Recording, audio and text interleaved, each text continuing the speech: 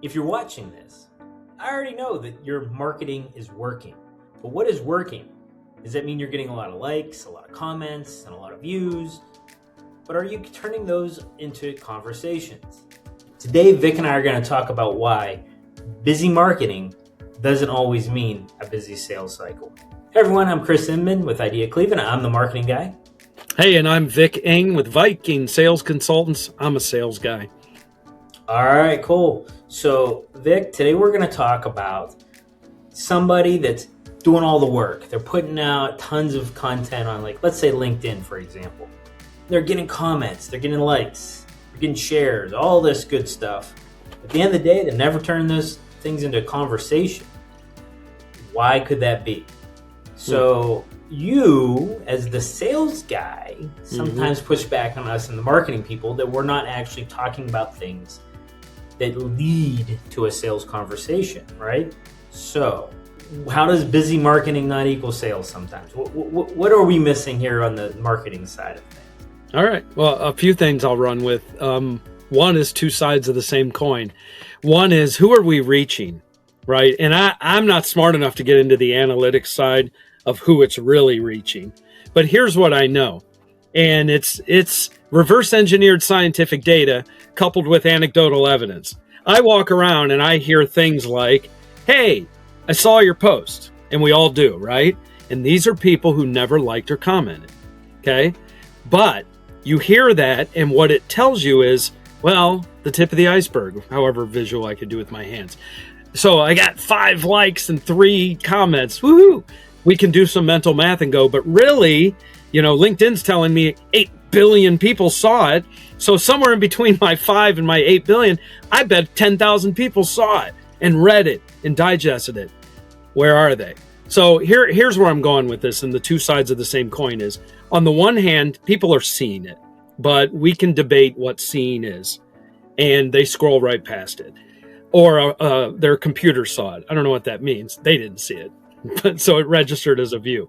But here's what really matters. The people who said, hey, I keep seeing your posts, is that dopamine loop reinforcement that you're going to talk about, but it's the same people.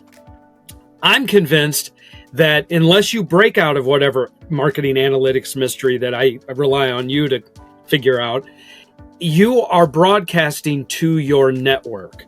Your network is seeing what you're doing. Now, that's a good thing, but is that, back to you, Chris, is that who you're trying to get to see your posts?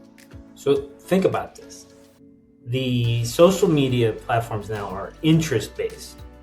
So people that are interested in the topics that you talk about will see the post.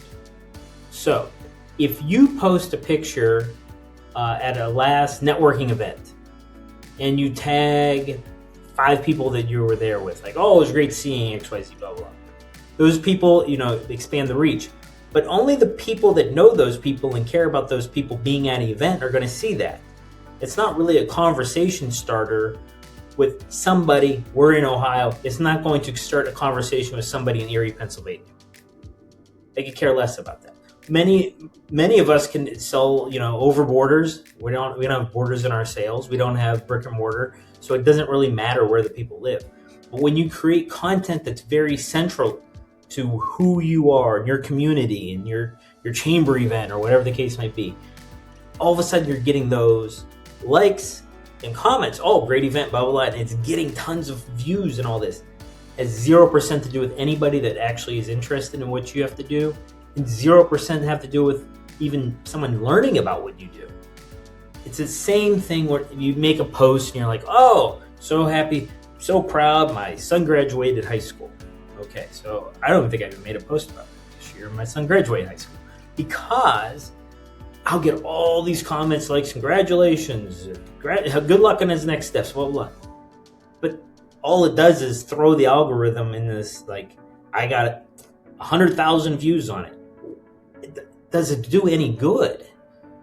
And I think sometimes what happens is that whole dopamine thing that you talked about, dopamine, is that we get excited because we get views. But the views don't mean anything. It's the conversations that mean. So if you create a post and you get 3 likes and a comment, but the person commenting, you directly send them a DM and take that conversation further, and you actually schedule a one-to-one conversation, which could lead into a sale, but at the very least, you're building a stronger relationship with them. That's better than thousands of views. And I think what happens is people don't know how to take the next steps. They think everyone's going to book with us. I put a post out, they make a comment, that's cool. I guess I'm on top of mind. But that's not really how marketing really works. We're on top of mind, but the problem is there's leaks here. So some of the leaks, like leak number 1, let's talk about the wrong hook attracts the wrong people. So what does that mean to you, Vic? That's easy. Until you learn as a salesperson, and you learn pretty quickly to do some pre-qualifying, and I'm going to use that word instead of just qualify. But the pre-qualifying is like, whoa, who are you? What do you think I said in that post that I didn't say, that my marketing department said? That kind of, by the way, it's a 30-second phone call. Hey, just wanted to confirm you put some time on my calendar before we hop into it. And let me just stop right there, because that's where fear sets in. I don't want to take any chances. But you are taking a way bigger chance by wasting their time, if you want to make it about them, or be selfish, your own time, when you don't do that, because you're going to piss somebody off when you go through, whatever it is you're about to do with the wrong person. Like, head that off at the pass. It's easy for like a tradesperson. Hey, I'm heading your way to give you an estimate on fill in the blank. Like, this is a rigmarole right there. I just wanted to confirm a couple things, and they're going to find out something. I'll wrap up with this. It isn't just, the basics of like, oh, you wanted that? That's not me. I'm talking about, oh, cool. Yeah, that's what we do. Hey, I got a question for you. Have you called anybody else? Oh, I'm the 4th estimate you're getting? Well, why is that? You want to have that conversation before you drive 45 minutes to this house to do whatever it is you do with your clipboard, right? To give them an estimate. Does that make sense? I'll flip it back to you. Yeah, and that content should be driven towards conversations or engagement from your ICP. We talk about ICP so much, your ideal client profile. I was trying to avoid it, but you went right there. No, let's not avoid it, because it's the facts. So if the piece of content you put out is not for your ideal client, let's use me for the example. Let's say I'm putting out content for DIY, do your own YouTube channel. Well, people that want to DIY aren't going to pay me and my staff to edit their videos. So what is the point of me creating DIY content? I'm attracting an audience because there's an audience for that DIY, but they're never going to lead down to my sales conversation, because they don't either. They have more time than money, or they already are DIYing it, so they just want to continue doing it because they do it as a hobby. They manage their own YouTube. So if your content isn't going after the people that actually want to use your service, it's meaningless. And it also should qualify people. And it should qualify if they can afford it. Qualify if they're in the right place to take advantage of it. Qualify if they're not already using the service and they're just kind of feeling things out, like, oh, maybe they're different. There has to be some qualifications there to make sure that the content you're producing actually is getting in front of the right people. I love it. And if I may, so, getting that right person in there, I'm going to bring up the fear element again. It's so easy to say, but wait, if I put in something specific, if I, you said, make it appropriate to that exact contact, then aren't I screening people out? And a salesperson that doesn't trust their marketing partner is going to say, let me decide that. But none of this is good. The client should be able to self-select to a degree, and they will. I choose to look at that. And if you are putting the net very wide, then you're getting a lot of crap in. That's going to be, again, a problem for everyone. But I just wanted to address the fear factor, because the comment is, well, I don't want to rule anything out. What do the smartest businesses have in common? And you brought it up, ICP, ideal client profile. That ideal makes it so that net goes, and is thinner better? Yeah, it always is. It always is. And you're feeling the fear if you're listening to me say this, that I fear just by saying it out loud. You better get it right. But that's the beauty. Once you get it right, lean in. If you know that one lane on the highway, and if you're in the Cleveland area, can we go there? We're talking our ideal clients. You're right here. Jennings Freeway. You're navigating that. You know which lane to get in before the sign tells you to, so that you can either end up on 480 East or 71, right? So you do it early. Your sales funnel is the same way, your lead generation. Get them into the right lane and make sure you're ready for that. Is that a good analogy? Did that work? And you know exactly what you're going to be getting, because, boy, they can pedal to the metal, and it's just all day long. Because I asked this client, I'll wrap up my monologue and flip it back to you with this. I ask my clients a lot when we get into this conversation and the fear comes in of, I don't want to rule anything out. I go, remind me how many clients you have. Remind me how many you want to add each month, week. It's never big numbers, not in business to business anyway. Business to consumer, it's a whole other thing. But then when they realize, yeah, you're right, I just need one. Okay, then why are we talking about getting 20 driving through that lane? That's a traffic jam. It's no fun. Back to you, Chris. Oh, yeah. I just had someone contact me and they wanted to get me 100 leads per month. The whole idea of that seems exhausting. So, yeah, I don't need that many. If so, I have a really bad closing rate. And if I have a great closing rate, I'm going to have a capacity problem at the company. So it's not going to work out for me either way. All right, leak number 2. No bridge from content to conversation. I think this is a lot of problems too, is people get a lot of likes, they get comments. And then if you think about it, let's use YouTube and podcasting, for example. People watch your YouTube video. How are they reaching out to you? We don't know who the viewers of this video ever are. You're mystery strangers out there to us. How do we take you as a mystery stranger watching and actually get your information and have a conversation with you?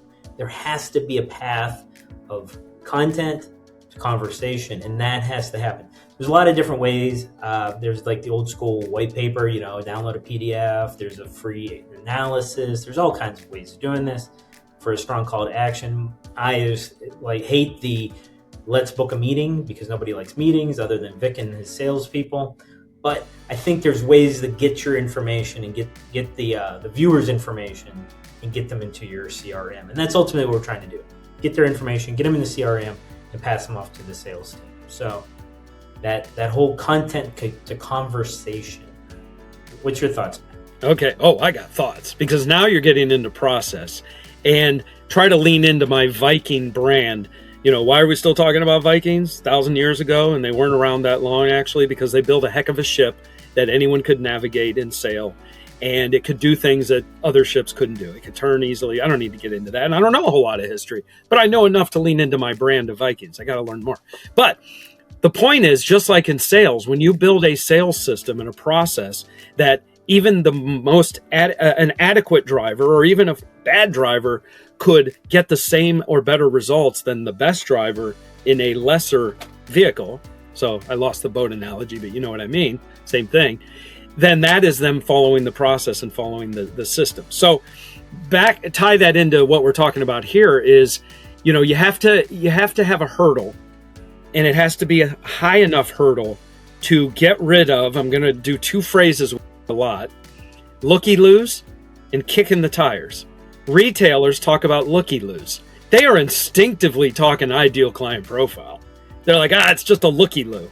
But the bad salesperson, think of a mattress store, where even those people, I guarantee you, talk about looky-loos. And what's their foot traffic? We can laugh all day about that whole concept that we don't understand, because they're in a genius level that we just can't get to of selling mattresses. Because with little foot traffic, they're crushing it, or they wouldn't be everywhere. But they know when they get a looky-loo, and they're like, yeah, whatever, have at it. Kicking the tires, right? Car people, I just want to come in and kick the tires. Okay, so we get the concept. What is your business's equivalent of the looky-loo and the kick the tires? Because those people don't want to mess with them. Why do you want to mess with yours? So the hurdle to get them into your funnel, that next key step, has to be just high enough to get rid of the looky-loos and the kick and the tire people. But to satisfy sales' fear, not so high. Download a white paper. I got to give you what? My social security number? Being extreme, but you get the idea. Right, Chris? 100%, yes. All right, leak number 3. You're selling before you're diagnosing.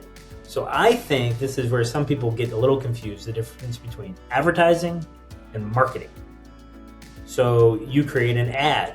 Hey, come buy our service. We're having a sale, 25% off for the 250th anniversary of America, blah, blah. And you're like, oh, come get, and there's a sale and there's a coupon code.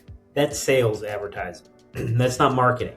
So what happens is people push out sales and are trying to make a click sale.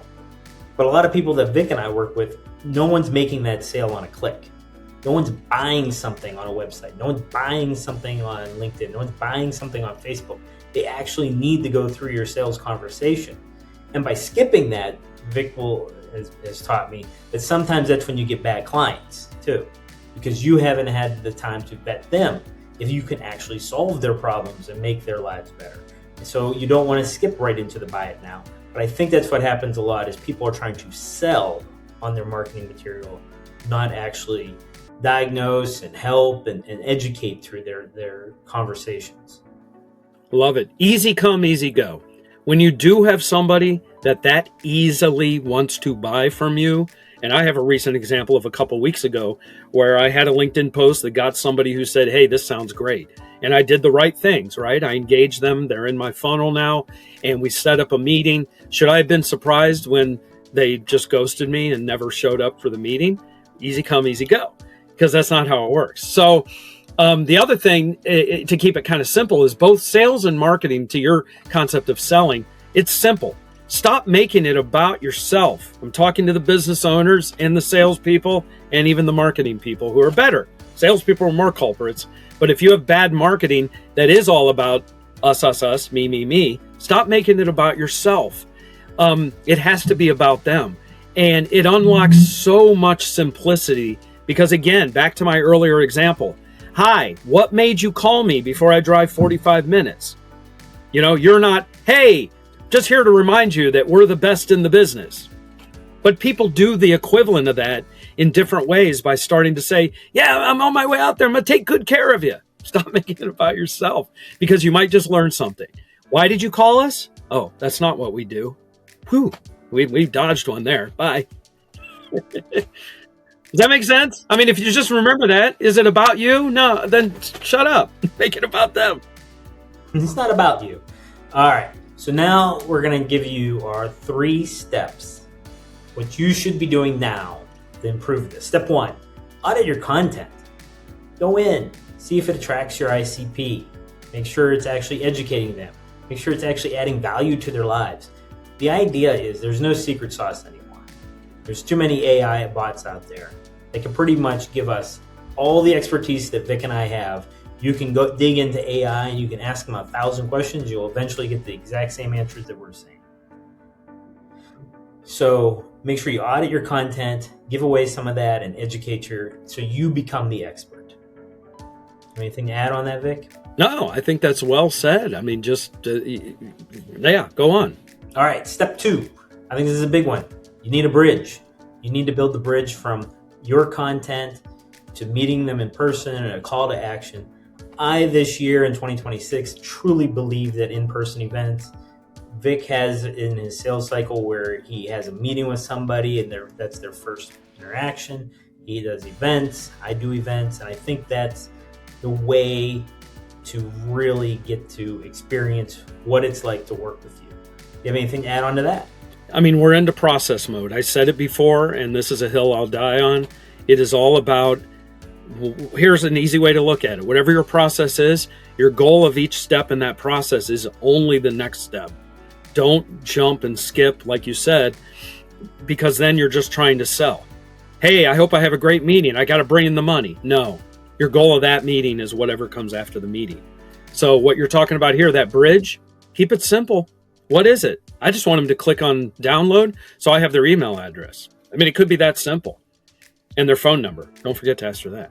Some people will answer the phone. All right. Step 3. This is something that salespeople sometimes do. They pitch and they go in and they talk all about the actual service. They're giving details about everything. They're giving away, this is how this works. This is the process of how we do things. Stop. Listen. Understand what the problem is on the other side. You've now had content that grabs their attention. You have an interaction where they thought it was worthwhile to sign up and give you their information. Now it's time for you to listen to them. They've listened to you 2 steps. Now it's the step that you listen, and that's how you actually convert them into a client, is by listening. Love it. Like I said, stop making it about yourself. And the beauty is you can find a few key questions that work because you're trying to get them to reveal the gap. Sometimes I think of it as a way to stump them. And I had somebody earlier I was coaching who the gap that they often fill, and this sounds so obvious. Listen to what I'm saying. They're hiring him because he's filling a gap. Okay. The gap he fills is not having a certain person in place. The question that we ingeniously came up with was to ask, who does that? And if they say no one, it's like, well, that was easy. And on to the next question. But they start to go, oh, they know what you do. No one's doing that. And they recognize that somebody should be doing that. I'm probably oversimplifying, but it really is that easy. When you find, Chris, for you, it's like, who's doing your video when you need to make something very quickly and you don't want or need to hire a whole big expensive film crew? That was a long question, but they're like, well, I don't know. Okay. Well, the answer is you should be. And then you're on to the next question. Exactly. All right. So we hope you got some value out of this. And so next time you start posting on social media, creating your marketing content, start thinking about this. Start thinking about your ICP. Start thinking about how you're going to help them become better and educate them. Think about how you're going to build that bridge to actually bring them into your sales cycle. And then once you get them there, listen. So got it. Thanks so much for watching. Make sure you subscribe and check out some of our other videos.